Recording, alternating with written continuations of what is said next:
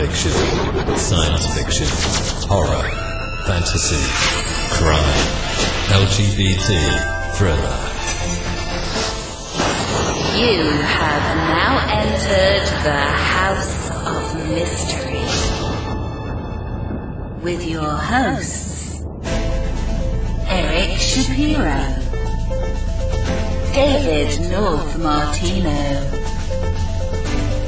John Copenhaver, and Al Warren. Heard on KCAA 106.5 FM Los Angeles, 102.3 FM Riverside, and 105.0 AM Palm Springs.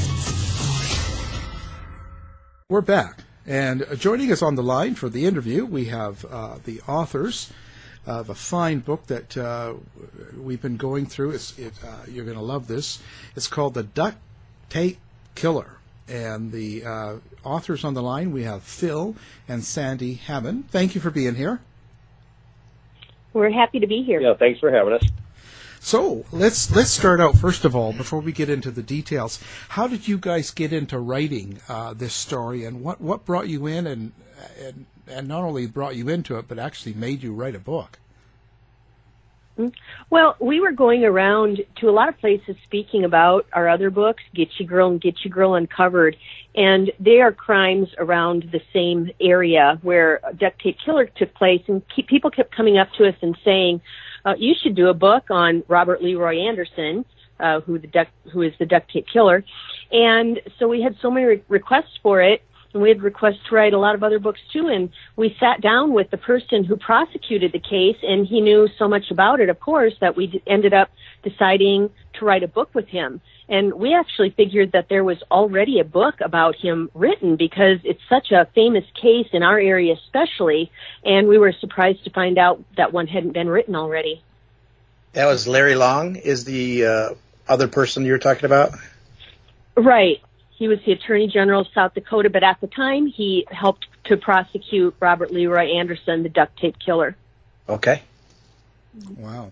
Now, when you guys started doing this and researching stuff like this, do you find that writing these crime books and murder books affects you in any way? Does it kind of get on, your nerves, so to speak? Al, this was a tough one. I lost a little sleep over this one. It was such a harsh case. But anybody that would end up reading the book sees that we have some glimmers of good at the end. And one of the things that we decided to do right off the bat, we told former Attorney General Larry Long that we all agreed that a certain amount of the proceeds for the book sales would go to the domestic violence and sexual assault organizations. So we wanted something good to come out of this harsh story. No, this was a story that affected the investigators. Investigators always have those one or two cases that just stay with them and never leave them. And most of the investigators said this was the case for them, and we can understand why. You just, the two women who disappeared and were murdered, they're just two of the most wonderful women you could meet. So that made it very difficult. And the one victim, they never did find her body. Is that correct? No. Yeah, Piper Streyley's body has never been found, although one of the main investigators has said he will never give up looking for Piper's body until the day he dies. In fact, since the book came out, he has gotten some calls, but nothing that was anything that he could follow up with.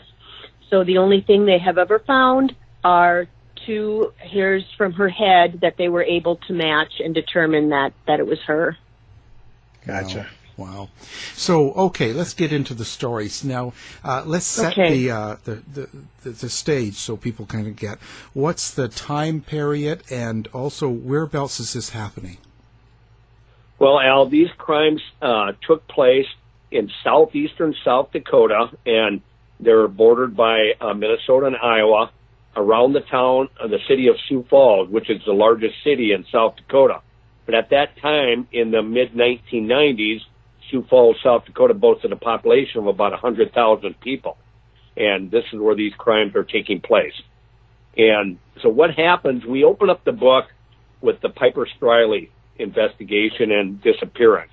Something was wrong. On the Monday morning of July 29th, 1996, 27-year-old Piper Streyle did not show up for work. She was dependable, responsible. She was a former high school homecoming queen. And when she didn't show up for work, obviously there was a lot of concern. A coworker called the Striley home that Piper shared with her husband, Vance, her daughter that was 3.5 years old, and her youngest child that was 2 years old. And the phone rang for a long time.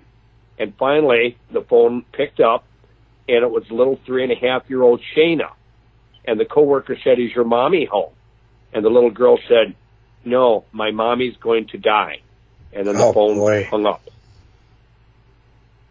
And because of that disturbing call, McCook County Sheriff Gene Taylor was dispatched to the Striley residence. Now, he wasn't told of all these circumstances. He was just told to check on the welfare of children. And when he got there, he knocked on the door. Nobody was answering, but he could hear the little kids inside. So he opened the door and went in, and he saw the little 3.5-year-old girl. And he asked her, "Is your mommy or daddy home?" And the little girl started crying, and she said, "No, my mommy's going to die. A mean man in a black car carried mommy away."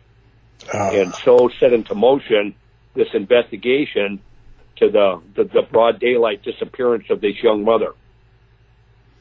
Wow. Now, so how was this area? Was this kind of a shock to people? Or is it got a bad crime rate?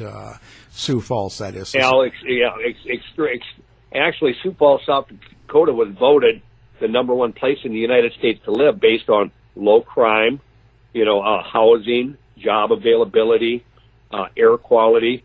And no, it was an area of very low crime at that time. So it was a huge shock to people in that area. And in the book, we slowly connect the Piper Streyle disappearance with a couple of other crimes that end up being connected as we move through the book. Okay. Wow. So now the police, the sheriff's there. He's hearing the story from Shaina, the 3.5-year-old daughter. Where do they go from there? Like what happens next? Okay, so next they call in some reinforcements. Some investigators come in. They go through the house. They can see things just are out of sorts. Things have been tossed around, knocked over. They find a knife in the garbage can, and they really don't have anything to go on, but they do set up a blockade in the road outside of their house. Now, they lived in a rural area. They lived on an acreage. They were starting up a church. So in their yard, they had benches for the pews. They had an archery area, swimming hole, that kind of thing. So they were running a Bible camp. Right. They were running a Bible camp. And so they're asking people they're stopping cars as they go by, seeing if anyone saw anything. Well, a county road grader came, because when you have gravel roads, you need someone to come by to grade those roads down so they're not like a washboard. And this road grader says, "Well, yes, I've been going back and forth in a 1 or 2 mile area all day." And he had seen something suspicious. He'd seen a black SUV. And he said it wasn't just a black SUV.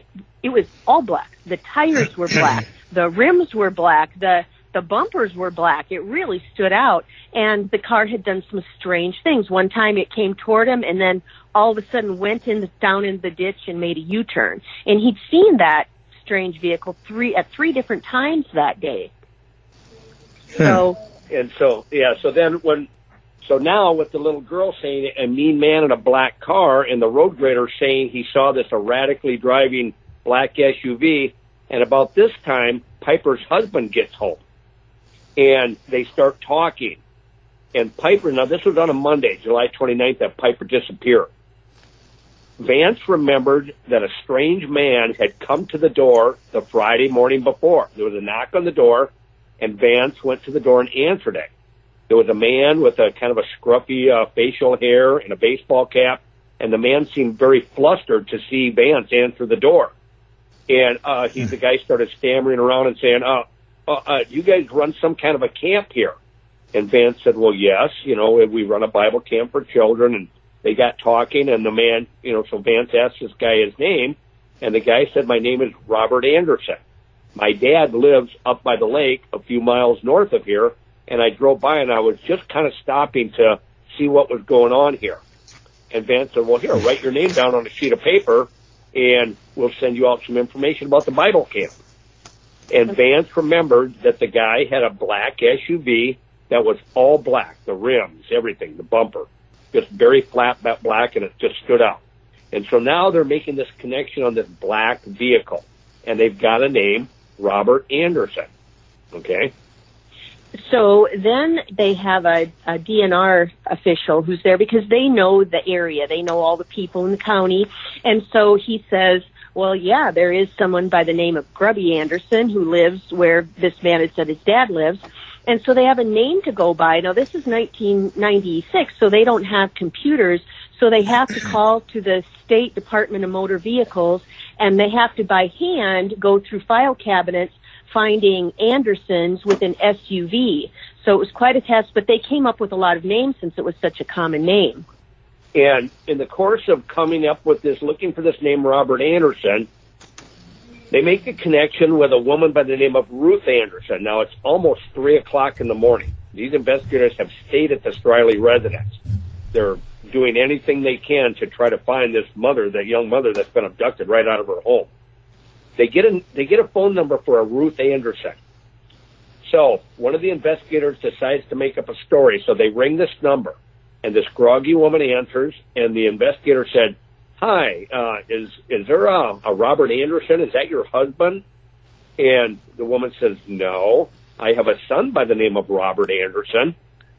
And the investigator said, oh, I hate to call it this early in the morning, but I'm an over-the-road trucker, and I'm looking into buying a vehicle from Robert Anderson. And she goes, well, that's my son. He doesn't live here, but he works the night shift at Morrell's. Now, Morrell's is a meat packing plant. And so they got a connection for a Robert Anderson in a local factory. They got what they wanted at that point. And so now they're focusing on this black SUV and this Robert Anderson. Okay? So now we're going to backtrack a little bit, because when they heard the word Morrell's, it brought to mind to all of them a case that had happened 2 years before. A woman named Larissa Demansky had disappeared out of the Morrell's parking lot. She left work. She worked the night shift, so she left work early in the morning, and she didn't return home, and her husband went to the parking lot to look for her. He found her vehicle with a flat tire and the keys in the door. They investigated that case every which way you can imagine. The circus had been in town that week. They even went and investigated people in the circus. They couldn't find a single lead. The case went cold. So now 2 years later, they hear the word Morrell's. So the connection. Right. Yeah, they're starting to make a connection. Now, kind of the interesting thing about the Demansky family, Larissa Demansky, who goes missing from the Morrell's parking lot, her and her husband Bill and their 2 young daughters immigrated from the Ukraine to get away from religious persecution. They were Christians, and Bill's father was a Christian minister, and it was banned by the government of Ukraine. And so they came to the United States, very religious people, in order to have a good life. And they settled in Sioux Falls, South Dakota, and landed jobs at the Morrell's meatpacking plant, which was a good-paying job back in the mid-1990s. And so that's a little bit about the Demansky background. Larissa was actually a very intelligent young woman, spoke several languages. And so this very pretty woman has just vanished. So now these investigators are kind of making a connection. What the heck is going on? So they have Robert Anderson. Question. Just a quick question. Was the connection that they were both religious families, or? No, that's been asked. No, we can't say that they were targeted because of their religion. What we can say is that they were both very, very well-respected, fine women. Yeah, they could not prove it, but that was a question of whether that was a connection, although they couldn't prove it. Okay. So now, Al, what happens is it's still now it's about 4 o'clock in the morning, and the investigators go to the Morrell's parking lot since this Ruth Anderson said her son worked the night shift there. Okay, they are going to look for this black SUV. They now have a license plate number for a Robert Anderson with a Bronco. So they drive back and forth through the parking lot, and they find the license plate number, and it is a Bronco. But it's a very light blue, Bahama blue Bronco. So they're thinking, well, what the heck? We would have this guy, but this is not the right colored vehicle. Well, now it's getting very early in the morning. The sun's starting to come up. They go get that road grader.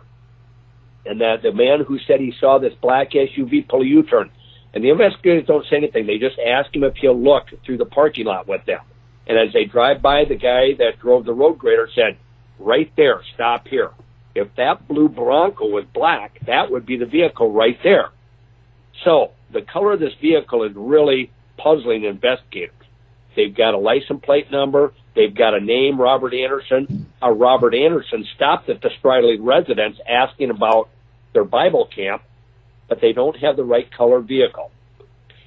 So they end up sending investigator Bob Grand Prix to Leroy Anderson's home to see if he'll come and do an interview because they don't have any reason to arrest him. Things haven't matched up. And that was a little later in the day. They staked out that Bronco, and they saw this Robert Anderson come out of work, get in his Bronco, and go to his residence in this Bronco. Now Bob Grand Prix, as Sandy's saying here, goes to his house. Right, and Bob Grand Prix specialized in interviewing sexual offenders. And he said as soon as Robert Anderson opened up the door, his antenna went up. He said he got a creepy feeling, and he said he introduced himself and said, I'd like you to come down to the station for some questioning. And Robert Leroy Anderson said, okay, and got dressed and went down there. And so Grand Prix knew that wasn't right. If somebody comes to your house and says, I want to question you, you say, wait, what's going on? Am I being charged with something? So they let him drive down there, and they interviewed him. So Robert Anderson voluntarily comes down and decides he will be interviewed. Okay, and so this is very unusual to the investigator. Why isn't this guy saying, what the heck is this all about? Am I being charged with something? Very calm, very calculating. Okay? And he's enjoying being interviewed. And when they're asking him questions, he's acting like he's going to give them the answer they want, like he's almost ready to admit, and then he pulls away and starts going down another road. And here and there, he starts going off on tangents, like talking about black holes and how he's developed his own theory of relativity and how he's smarter than everybody. And they get the feeling that he's studied up on investigative techniques. And what I'm going to tell you, Alan, Michael, is when Sandy and I first got investigating this thing, we thought maybe this Robert Anderson was kind of operating on a lower intellectual level, but he wasn't. He was very intelligent. He'd been an engineering major, a very intelligent guy. So narcissistic personality disorder? Would you think? I mean, probably. They didn't test him for that, but he certainly fits that profile. Yeah, he would fit that profile. Okay. So Bob Grand Prix, the investigator that had a lot of knowledge, he's keeping this guy talking. When the investigators take a break, now, they haven't given him his Miranda rights. They just want to keep this guy talking. They're thinking he may have Piper kept somewhere. And if they spook him off, he's going to go and kill this gal. Their main thought was to keep this guy talking. And if they could get enough, they could get search warrants. So Grand Prix said he got this Robert Anderson talking in third person. Well, Robert, what would somebody do if they had abducted Piper Streyle? What would they do with her? And he said, you could tell he liked that. He perked up and he started saying things like, well, I've heard when a woman's abducted, she's kept as a sex slave. And he started talking about all this kinky stuff that would be done to this woman, shackled up and this kind of stuff. And Grand Prix said you could tell he was getting off on saying what somebody else might do to Piper. But they kept him talking. Long enough, for several hours, they kept him talking, Alan, Michael, and enough to get some search warrants. Search warrants for his vehicle, the Bronco, the blue Bronco that was sitting right out in the police parking lot, a search of his body, and a search of his home. They didn't have enough to charge him with anything, but they had enough to get some search warrants to check him out. But here's the rub. they knew that at some point a judge was not going to allow the videotape that they had going. And that was because there was a point where Robert Anderson said, well, maybe I should have a lawyer, or I'm getting tired, I want to go home.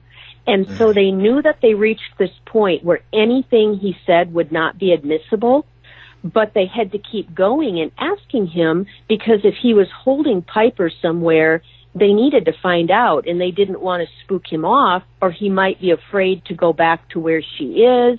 If she was in a enclosed place, she might die.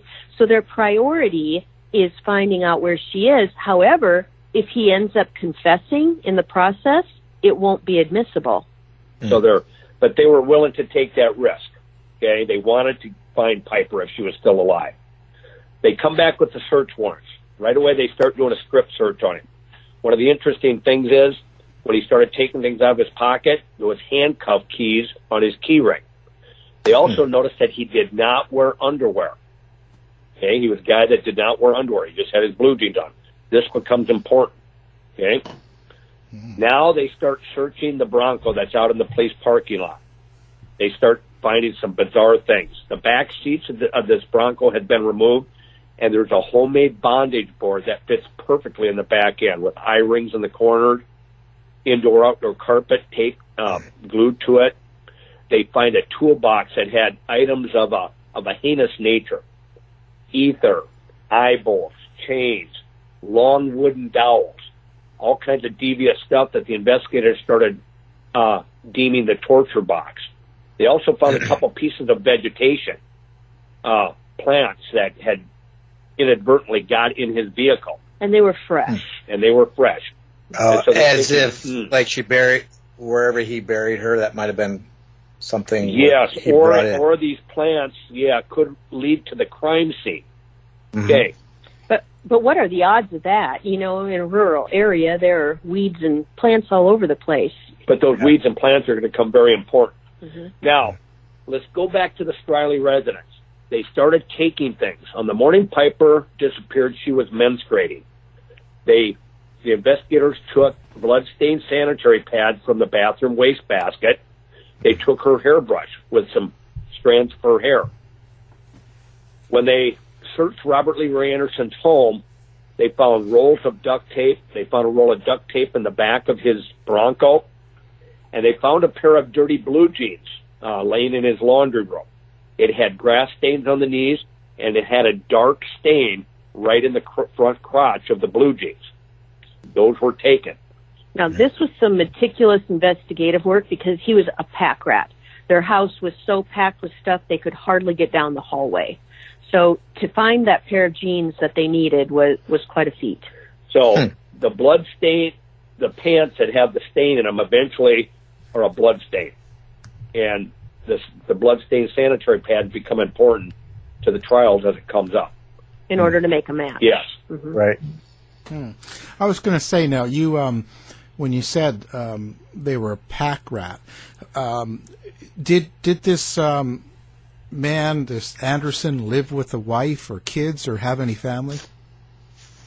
Yes, he'd been divorced, so he had a wife and a son from his first marriage, and then he lived with his wife and their 3 young children. Oh, so they were growing up in that.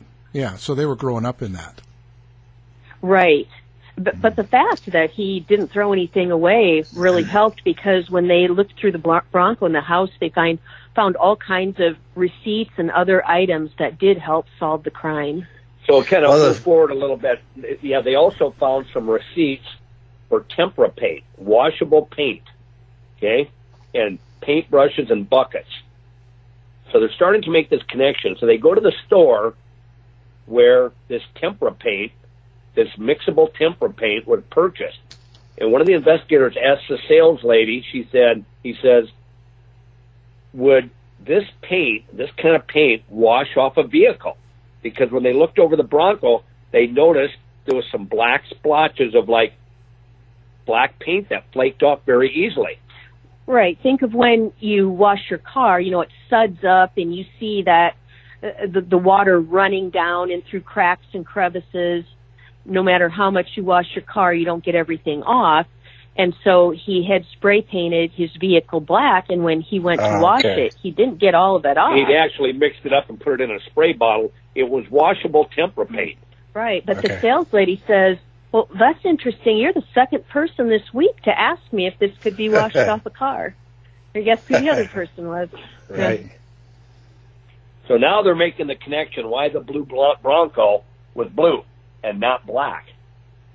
The guy had used black tempera paint to disguise his vehicle. And so now they're starting to make all this connection. And at this point in the book, kind of interesting, we flash to another young woman, a pretty young businesswoman by the name of Amy Anderson, no relation to Robert Leroy Anderson. One night, her and a friend were in Sioux Falls having a meal. After dark, Amy starts driving to take her friend home in a rural community outside of Sioux Falls, South Dakota. As they're driving along, there's a car that's tailgating them. The headlights are right up against their bumper. So the two women slow down, and this car pulls up alongside of them. They can see that there's two men in this kind of a purplish maroon Monte Carlo. The car pulls in front of them and slows way down. So the two women, Amy Anderson pulls her car and passes this vehicle. And it starts becoming a cat and mouse game. This car drops behind and then rides right on her bumper again. So the women are starting to get unnerved. This is a dark rural area out in a dark, secluded area. And so Amy slows her vehicle way down. Finally, the maroon Monte Carlo takes off and goes up over the hill. So thankfully, Amy just continues on the highway. It's an old tar highway out in the country. As she comes up over the hill, she hits something. Clank, clank, clank, clank, clank. It bounces under her vehicle. And so she just continues on, and she takes her friend a couple more miles and drops her off at home, and she can tell one of her tires is going low, starting to lose air. Well, she thought she could make it back about 4 miles into a small town outside of Sioux Falls that had a gas station. Well, after she drove a couple miles, she couldn't.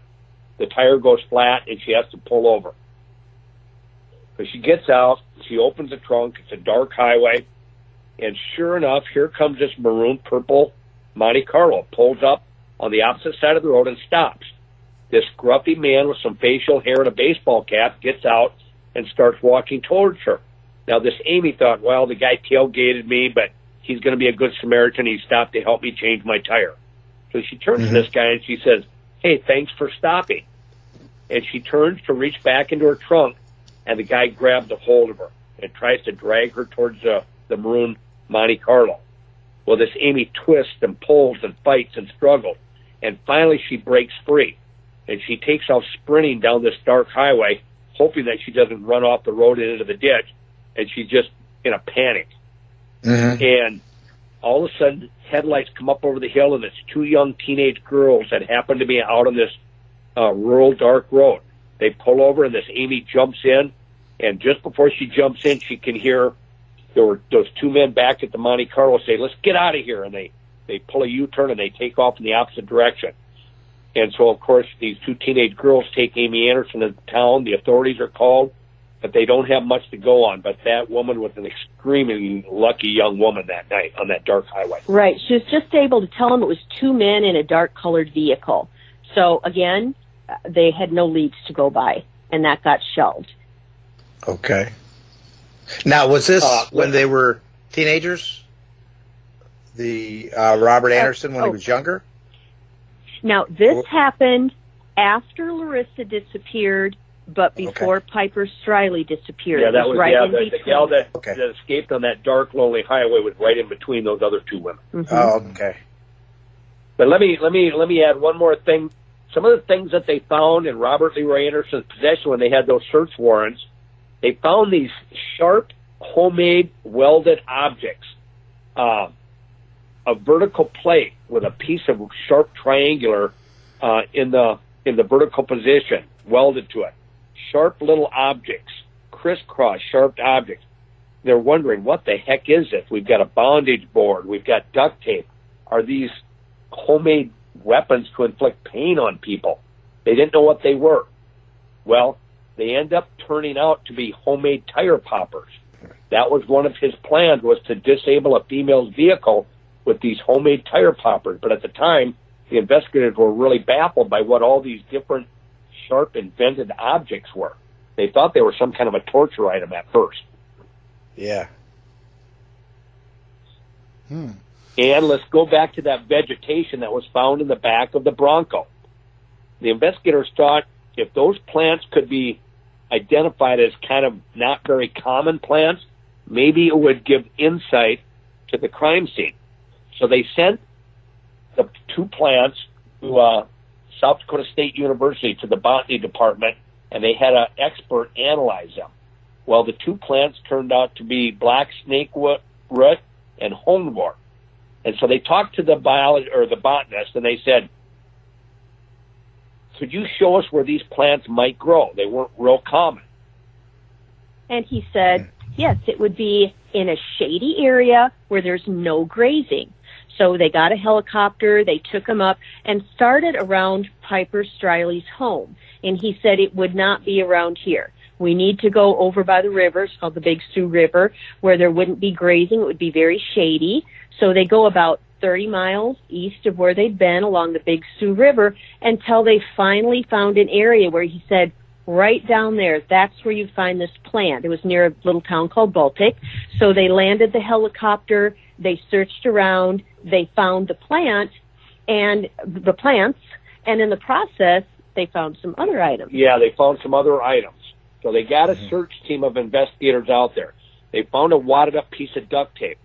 That made the hair on the back of their necks. There shouldn't have been duct tape in this dark, gloomy area underneath the trees along the river. They also found a nightshirt, and it turned out to be Piper's nightshirt she was wearing. She was carried out of the house that morning in just her panties and her nightshirt that she wore. This nightshirt had been cut in half, split down the middle. They also found a burnt candle and a battery-operated vibrator out in that area. Although her body's never been recovered, right? Right. No, Piper's body was never recovered. Okay. But also on that homemade bondage board in the back of Robert Leroy Anderson's vehicle, they recovered 2 human head hairs. That ended up being head hairs from Piper Streyle. The dark stain in the crotch of the blue jeans, the blood matched Piper Streyle. So they made the connection. She was raped. He didn't wear underwear. She was menstruating that morning, and her blood was in his blue jeans. So now they've got this connection. They've got no body, but they've got all this evidence. So they have enough to charge this guy with first-degree kidnap. They didn't want to try to go after a murder charge without a body. Because they thought if they did find the body later on, then they could go after the murder charge. Okay, which is what ends up happening eventually. Is this Larry Long who's involved at this time? Right. This is where Larry Long gets involved. Okay. He's invited in. He's working out of the Attorney General's office, and their job is to come in and assist the district state's attorney with cases that are bigger than what they can handle. And here's where Larry Long comes in. So they decide to charge this guy with first-degree kidnap.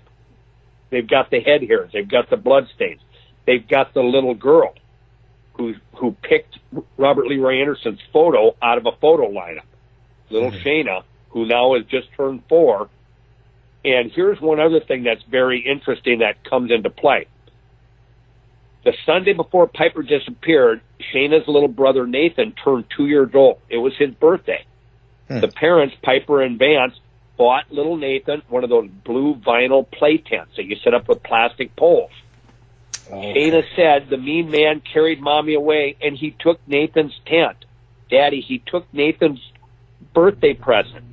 And so we know that Robert Leroy Anderson went into the bedroom and took that kid's play tent. Now, the investigators are thinking he took it for a body bag, but it's going to come out kind of interesting what happened with that blue play tent. So now they've got enough to charge this guy, but Alan Michael, there's a big debate around Shaina, the 4-year-old. The prosecution wants her to testify. She's the only living witness that saw this guy take her mommy. And, of course, the defense says no. She's not old enough to understand the oath that she has to take. The defense attorney said, come on, you guys, no. You know what it's going to be like. We're going to get that little girl up on the stand. We're going to reduce her to tears. You know what our job is. People are going to hate us once we get that little girl and start cross-examining her. Yeah. Well, the judge himself that was sitting on this first-degree kidnap trial interviewed the little girl, the little 4-year-old himself, and he determined that, yes, she did know right from wrong. She did know the difference between telling the truth, and she could understand the oath that she had to take to tell the truth. She's so a smart judge one. rules, yes, Yes. we will allow this little girl to testify. But now Larry Long, the prosecution, said, okay, let's let her tell her story, but no cross-examination. We don't want the defense to beat this little girl up on the stands. Right. Well, no, it was the right of the defense to cross-examine. So it was determined that, yes, she will testify and give her story, but the defense will be able to cross-examine her. So there was this huge focus on this little girl. Now, Shaina had been working with a child psychiatrist based on the trauma and the guilt that she felt. She was the one that unlocked the door for Robert Leroy Anderson the morning he came and knocked on the door and took her mommy away. Oh, boy. So she was suffering from guilt. So she was working with a child psychiatrist. They had a female attorney kind of bond with her. So now the first-degree murder trial is taking place for this Robert Leroy Anderson. Huge case in this area. They don't have a body, but they're going after this guy for a life sentence on first-degree murder. They've got the forensic evidence, and now comes the day everybody's on pins and needles for this little girl to testify. They did not have her come in the courtroom. They didn't want her to see Robert Leroy Anderson. So they set up cameras, and they took the little girl to a special room in the library that was in town. And they were going to interview her there, and the defense attorneys would cross-examine her there, and everything would be piped back into the courtroom so that Robert Leroy Anderson and everybody else in the courtroom could see. Well, on the morning, the female attorney sat down on the floor on the carpeted floor with little Shaina, and she laid out the photos. And she said, Shaina, can you show me the mean man that took your mommy away? Can you point him out again for us? It was a photo lineup with Anderson and some men who looked like him. Yes. Okay. Shaina had already picked him out. She'd already picked him out prior to the trial. Well, Shaina had been given a fluffy security blanket that she could wrap herself up in and cover herself up if she started getting too upset. Right. And that was her way of letting everybody know that she was too upset. So as the trial's going on and they're in the room of the library, the female attorney's trying to get little Shaina to show the mean man in the photo lineup that took her mommy. Well, Shaina grabs her security blanket and curls up in it, wraps it around her, covers her head up, and lays on the floor and curls up. And at that moment, everybody in the courtroom, a lot of the spectators broke down and cried. And there was no testimony by that little girl that day. Did they eventually get testimony from her, or? Here's what happened. On the morning that Piper went missing, Vance, her husband, called home. Now, Piper had already been taken away. Vance called home and was trying to get a hold of Piper. So he called. They had one of the phone tape recording machine hooked up to their phone as well. And so he rang and rang and rang. Nobody answered, so Vance was leaving a message. Where are you, Piper? Give me a call at work. Well, right when Vance is hanging up, little Shaina picks up, and the tape recording machine keeps recording. And on the tape recording machine is little Shaina going, Papa, Papa, please call back. Papa, Papa. Oh, I hope he calls back. And then she hangs up. So they played that for the jury, and that was really an emotional sway. And then he was convicted. Yeah, the bondage board is what clinched it, and the hairs on the bondage board matching, and the blood stain matching. So he's convicted and sentenced to prison, and then that's when it gets interesting. So Robert Leroy Anderson is now in the ADSEG wing of the maximum security prison, doing a life sentence for the kidnap of Piper Streyle. And ADSEG is administrative segregation, kind of a prison within the prison for people on death row or security risk. Yeah, high security risk. So he's in the supermax of the max security prison, and he gets put in as a cellmate with a man by the name of Jeremy Bruner. Now, Jeremy Bruner was only like 24 years old, but Jeremy Bruner was smart and cunning. Now, Jeremy Bruner had grown up in the penal system. This guy had been locked up most of his teenage years and all of his adult life. So he really knew the prison system. Robert Leroy Anderson was a sharp dude, but he was no match for Jeremy Bruner. They become cellmates. Jeremy Bruner was basically a drug dealer and a theft. He didn't have much of a reputation as being a hardcore criminal in the maximum security prison. So Jeremy Bruner, being as cunning as he is, he had a friend with some computer skills drum up a fake rap sheet for him. And the fake rap sheet from the Department of Corrections had Jeremy Bruner being a hardcore gang member with drive-by shooting charges, and that Jeremy Bruner had been charged with first-degree murder in Oklahoma, but beat a first-degree murder rap. He never got charged with it. But he was a gang member and completely violent. Now remember, this is just a big lie. But Jeremy Bruner had this reputation in the prison inflated by this fake rap sheet that he had drummed up.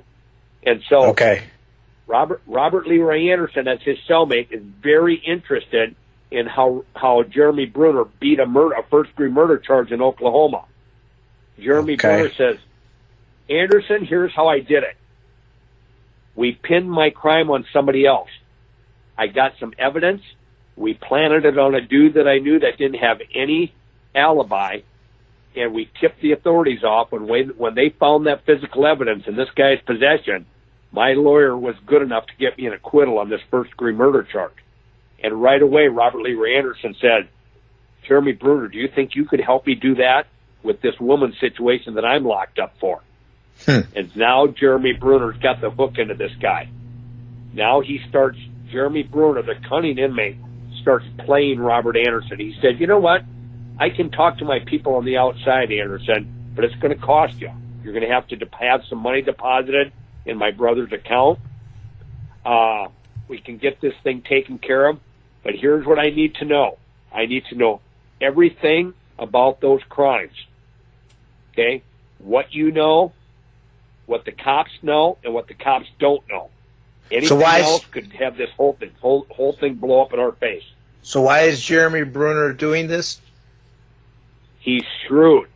Once he gets this information, he's going to take it to the warden of the prison and the attorney general of the state, and he's going to get himself a pardon for his crimes. He's going to get out.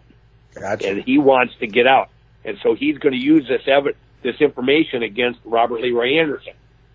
So he gets Anderson talking about everything. Anderson says how he snatched Larissa Demansky from the parking lot where she worked. He took her out and raped her for 4 straight hours. He wrapped duct tape around her mouth and face and slowly suffocated her to death. And he's told him where he buried her. He talks about abducting Piper Streyle. And so Jeremy Bruner's actually being kind of sickened by the stuff he's hearing. But he's acting hardcore. Right. And he says, well, we're going to need some evidence that we can plant on somebody who doesn't have an alibi. Yeah, so Jeremy Bruner says, look, Anderson, I know a guy that doesn't have an alibi. I'm going to call this guy Mr. Ghost. But I need some stuff to plant on this Mr. Ghost. We need something. I've got a woman on the outside that will date Mr. Ghost, and she'll plant this evidence on his property, in his car or in his house, and we'll tip the cops off to him.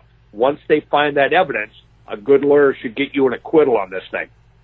So, like all serial killers, Alan Michael, Robert Leroy Anderson had taken souvenirs off Piper and Larissa, necklaces, rings, and he had them stored in his 9mm pistol. Oh, by the way, in the Striley residence, they found a spent bullet casing from a 9mm pistol in the driveway. Okay? So, he had a pistol with him the day he carried Piper out. When he went into Piper's house, he threw her on the ground, he shackled her up, her ankles and her hands with handcuffs, and he carried her out of the house. Now, she was struggling and fighting. He fired off his 9mm pistol to show her he meant business. In his haste to get away with this young woman, he couldn't find that spent shell casing that the semi-automatic pistol kicked out into the driveway. So they had a shell casing for this 9mm pistol. Anderson tells Jeremy Bruner, draws him a map. He said, look, if you go to my mom's house, down in the basement by where my bedroom was when I was a kid, up in the rafters, I've got some jewelry. I took off those women when I killed them. The handcuffs are there, and my 9mm pistol is there. If somebody can break into my mom's house, if they go up here with this map, they can get that stuff. And Jeremy Bruner says, okay, that's the stuff we're going to get to plant on Mr. Ghost, and then we'll tip the cops off of that. Once they find that pistol and that jewelry, they'll think that dude is involved in the murder, and you'll get an acquittal. So Anderson spills everything to Jeremy Bruner. Now Jeremy Bruner, the cunning inmate, talks to the Attorney General of South Dakota. Larry Long? The Attorney General. Actually, Mark Barnett. Mark Barnett was the Attorney General. And they said, you got to give us something more than this, Bruner. And Bruner said, look, you guys think that Robert Leroy Anderson took that little kid's vinyl blue play tent that day to wrap her body in. You've got it wrong. When he was struggling with Piper Streyle inside that house, either by mistake or on purpose, he shot his 9mm off in the bedroom of that little boy. The bullet went through that blue play tent. There was a powder burn on that tent, and there's a hole in the floorboard of that little kid's bedroom. If you guys go out to that trailer house, pull back the carpet in that little Nathan's bedroom, you're going to find a bullet hole in the floorboard of that kid's bedroom. Robert Leroy Anderson took that blue play tent because it had the bullet hole in it and it had a powder burn on it. The investigators went out there. They found the bullet hole. They went underneath the trailer house with their bare hands. They dug. They found the bullet slug, the 9mm bullet slug that went through that kid's floor and into the dirt. Now they go to Ruth Anderson's house with the map drawn by Robert Leroy Anderson himself.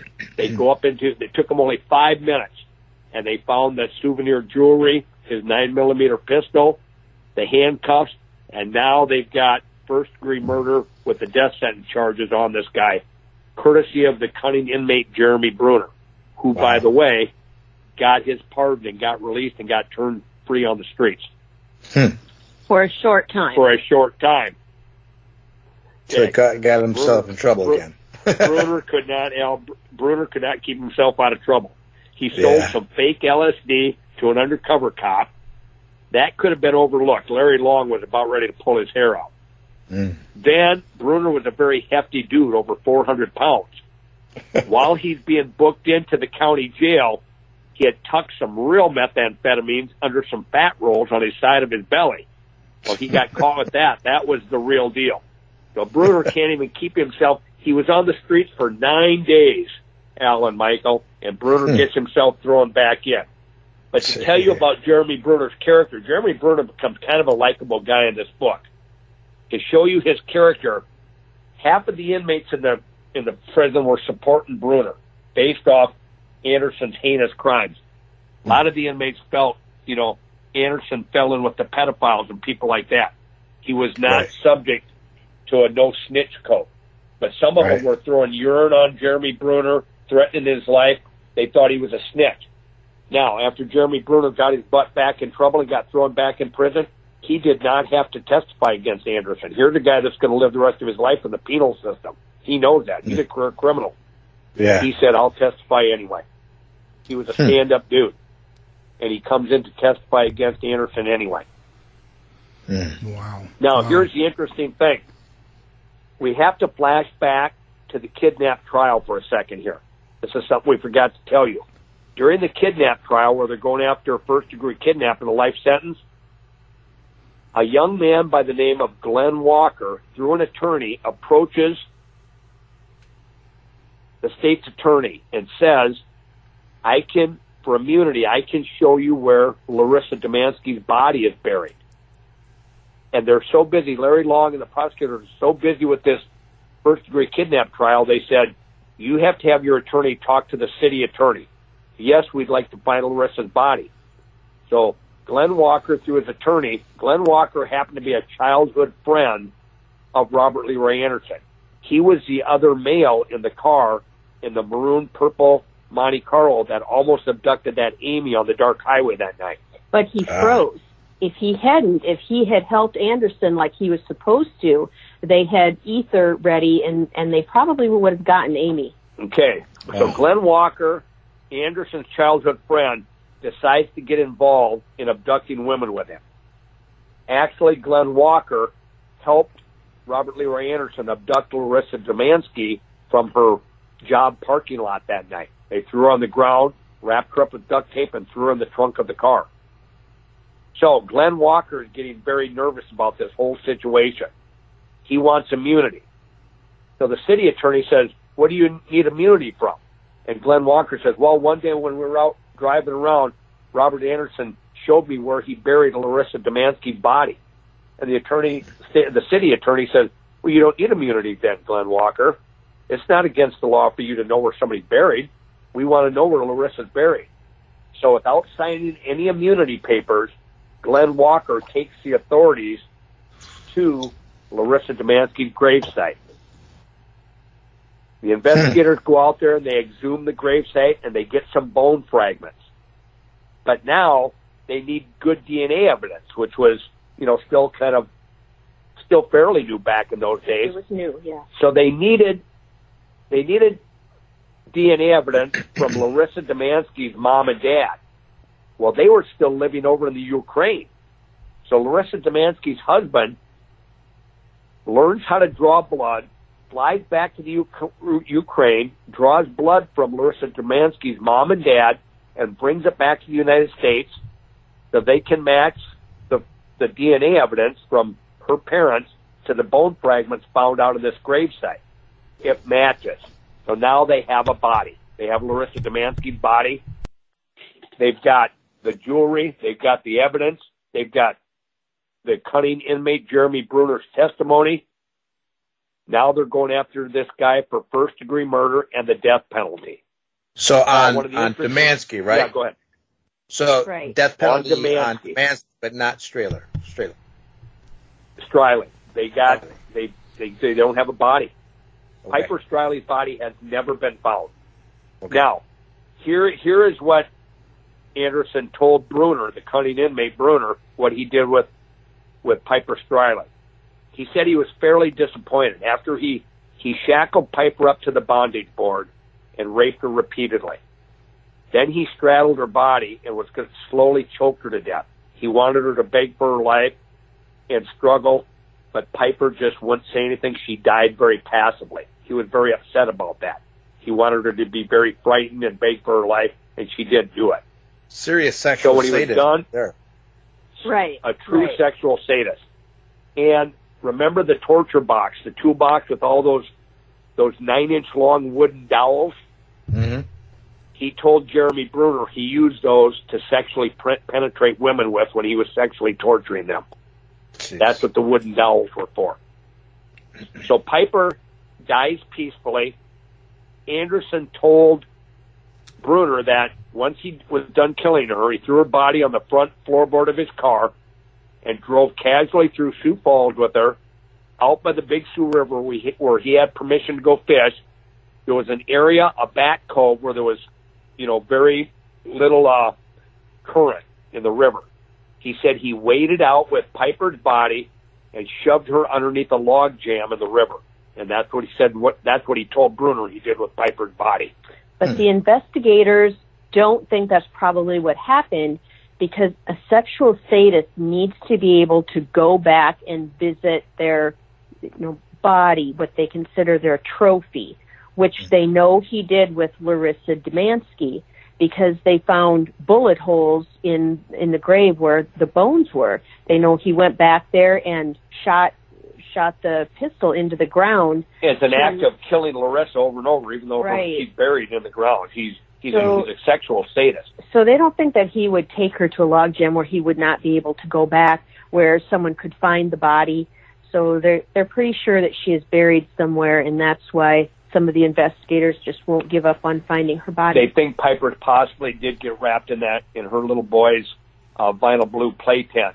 And so now with the popularity of the book coming out, what the head investigators are still not giving up hope that maybe somebody was out hunting or hiking and they remember seeing a piece of blue plastic sticking up out of the ground, and maybe this book will jar their memory, and they're still hoping to bring Piper home.